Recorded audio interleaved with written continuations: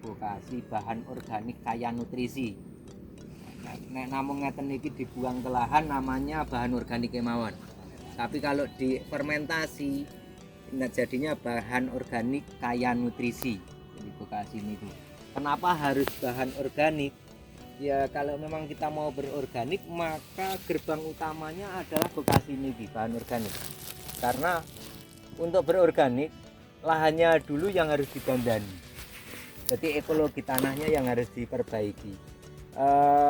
Sampai saat ini yang terbaik untuk memperbaiki ekologi tanah ini bahan organik dari kotoran hewan ini. Nah, karena apa? Kotoran hewan ini vokasi ini satu bisa meningkatkan porositas, jadi rongga-rongga udara di dalam tanah lebih banyak. Biasanya nek kalau kalian rentang-rentang prakteknya pakai botol aqua, saya potong di atasnya, bawahnya niku kula potong jadi kados corong ngaten, saya balik satunya tanah campur bahan organik, satunya tanah murni. Saya kasih sama-sama air 2 gelas. Kira-kira cepat mana ke bawahnya? Ternyata yang campuran ini lebih cepat ke bawah.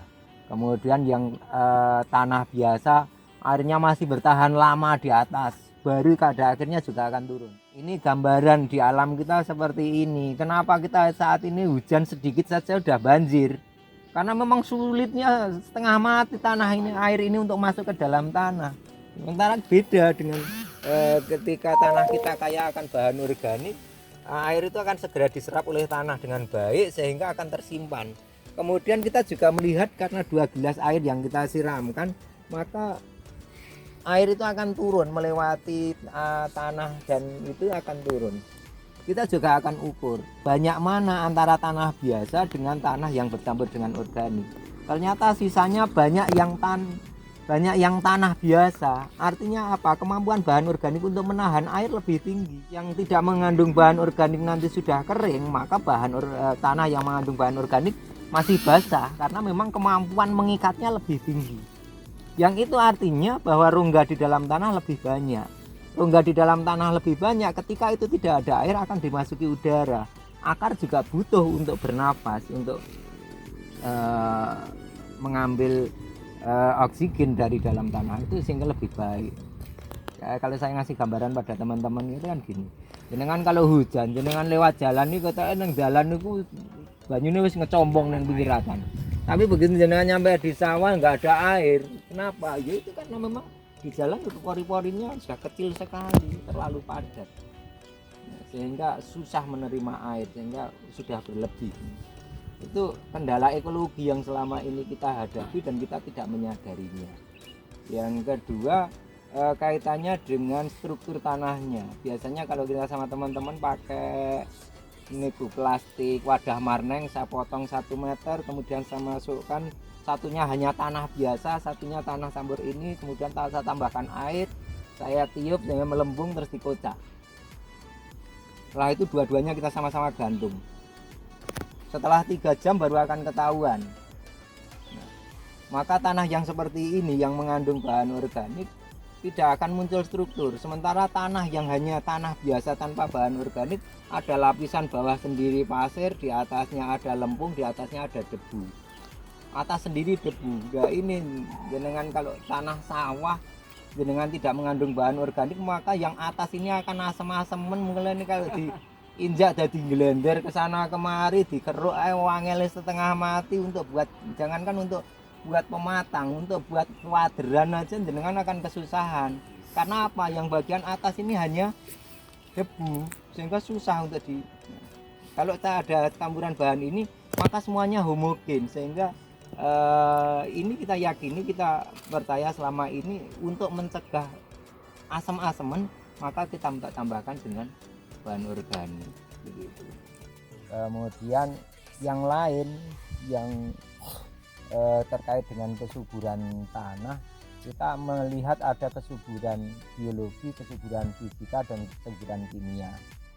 Yang utama bagi kita kenapa kita pakai vokasi adalah di sini kita meningkatkan kesuburan biologi. Di dalam tanah ini kan ada bakteri, ada pengurai, ada segala macam itu. Ketika kita menambahkan vokasi, itu menambahkan jasad renik ke dalam tanah. Itu yang akan bekerja sebenarnya dia bekerja untuk kita, ya sebenarnya dia cari makan, tapi hasil kotorannya itu yang akan bermanfaat untuk tanaman. Nah, sementara ketika kita melakukan menambahkan bogasi, kita menambahkan bakteri yang bisa menguraikan fosfat, melarutkan kalium, melarutkan kemudian menambat nitrogen. Yang kita butuhkan itu kan ada unsur hara pokoknya, ada N, P, dan K. N itu nitrogen, sebenarnya di udara kita sudah banyak mengandung nitrogen. 78% udara kita itu nitrogen, tapi tanaman kita nggak bisa ngambil. Sama fosfatnya banyak di tanah itu, tapi nggak bisa ngambil tanaman. Nitrogen juga banyak di udara, tapi nggak bisa ngambil. Karena apa?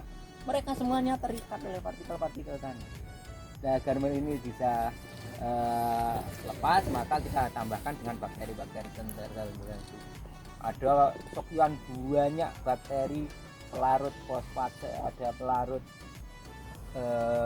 kalium, ada pengikat nitrogen, penambat nitrogen, yang semuanya itu akan muncul.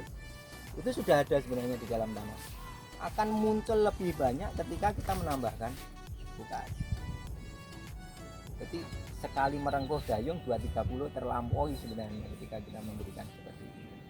Tapi ini juga tidak mudah buat kita, tidak mudah buat kita menyadarkan masyarakat kita yang sudah terlanjur gandrung dengan pupuk kimia. Oke. Kemudian Bapak saudara-saudara, nanti yang akan kita laksanakan adalah untuk pembuatan bogasi itu 1 ton pohe kotoran hewan, bisa apapun itu campurannya. SOP-nya jenengan sudah dapat semuanya, sudah beberapa kali latihan. Itu kemudian ini sumbernya fosfat.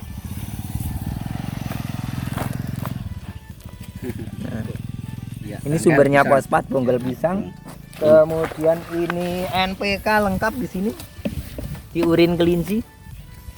NP dan K. Nanti kalau kita fermentasi mengandung unsur makro, unsur mikronya juga akan keluar kalau sudah kita fermentasi bersama dengan itu. Kemudian ini kaya dengan vitamin B. Air kelapa ini. Ya. Kalau air kelapa di sini mengandung gibberellin, mengandung auksin, hormon-hormon pertumbuhan. Dan air leri ini banyak mengandung vitamin B dan juga banyak mengandung NP dan K-nya lengkap sudah. Kemudian daun mimbo dan daun meh itu kita selama ini kita pakai sebagai pestisida nabati. Itu adalah di samping ada unsur-unsur lain di situ mengandung senyawa-senyawa asiri, senyawa-senyawa untuk mengendalikan. Kita nggak pakai istilah membunuh hama gitu. Mengendalikan hama. Jadi kita prinsipnya adalah pengendalian hama terpadu. Hanya dikendalikan saja, jangan sampai berlebihan dan jangan sampai habis. Tikusnya juga jangan sampai habis, tapi jangan sampai berlebihan. Werengnya juga jangan sampai habis, nanti anak cucu kita nggak tahu namanya wereng kayak apa.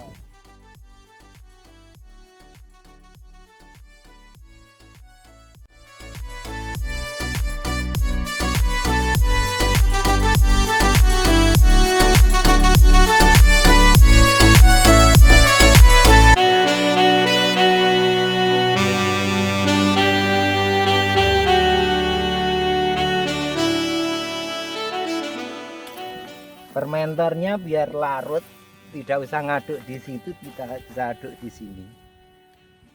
Gitu ya.